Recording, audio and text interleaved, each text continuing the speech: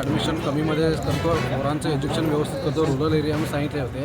प्रत्येक वर्षाला 5 वर्षापर्यंत फीज वाढत नाही म्हटलेले स्टार्टिंगला, नंतर वर्षाला 500 वाढवतो म्हटलेले काय, नंतर 1000 वाढवले. मग सगळ्या पेरेंट्सनी म्हणून काय केलं, ॲग्री केल्या पोरासाठी 1000 रुपये जाय ना म्हटलं, 1000 केले. यावर्षी न सांगता एकदम जसं येईल तसं त्यांनी रेट सांगायला 5000च्या वर सांगायला फीज वाढवले.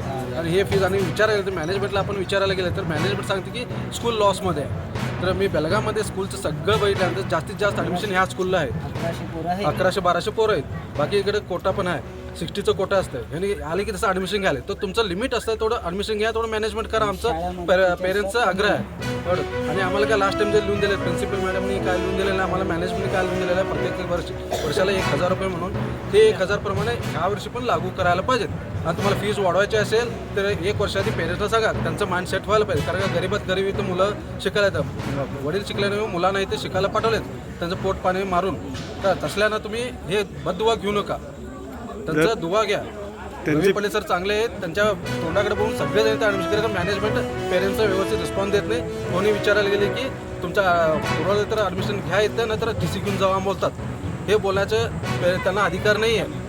आणि आता मी विचारलं की बोर्ड ऑफ डायरेक्टर कोण आहे, तर मलाच माहीत नाही म्हणतात. ते मॅनेजमेंट करणारे 9 जणांचे 9 जणांचं लिस्ट द्या म्हटलं मी, लिस्ट नाही म्हटलं.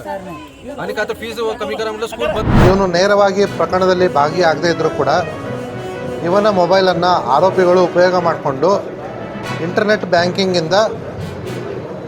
ಬ್ಯಾಂಕಿಂಗನ್ನು ತಮ್ಮ ಖಾತೆಗೆ ಅಳವಡಿಸ್ಕೊಂಡು ಒಂದು ಬಾಲಾಜಿ ಇಂಡಸ್ಟ್ರೀಸ್ ಅನ್ನುವಂಥ ಕಂಪನಿ ಹೆಸರಲ್ಲಿ ಫೇಕ್ ಅಕೌಂಟ್ ಓಪನ್ ಮಾಡಿ ಅವರ ಅಕೌಂಟಿಗೆ 6,10,000 ಟ್ರಾನ್ಸ್ಫರ್ ಮಾಡ್ಕೊಂಡಿದ್ರು. ಅಲ್ಲಿಂದ ಅದು ಬೇರೆ ಬೇರೆ ಖಾತೆಗಳಿಗೆ ವರ್ಗಾವಣೆ ಆಗಿದೆ. ನಮ್ಮ ತನಿಖೆ ಮುಂದುವರಿತಾ ಇದೆ. ಸದ್ಯಕ್ಕೆ ಒಬ್ಬ ಆರೋಪಿಯನ್ನು ನಾವು ಬಂಧಿಸಿದ್ದೀವಿ.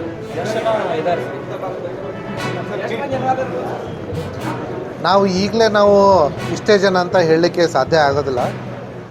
ನಮ್ಮ ತನಿಖೆ ಪ್ರಕಾರ ಇಲ್ಲಿವರೆಗೂ ವೃದ್ಧ ದಂಪತಿ, ಅದರಲ್ಲಿ DS ನಜರೇತ್ ಏನಿದ್ದಾರೆ, ಅವರ ಅಕೌಂಟಿಂದ ಸುಮಾರು 59 ಲಕ್ಷ ಆ ಒಂದು ತಿಂಗಳ ಅಂತರದಲ್ಲಿ ಬೇರೆ ಬೇರೆ ಅಕೌಂಟಿಗೆ ವರ್ಗಾವಣೆ ಆಗಿದೆ.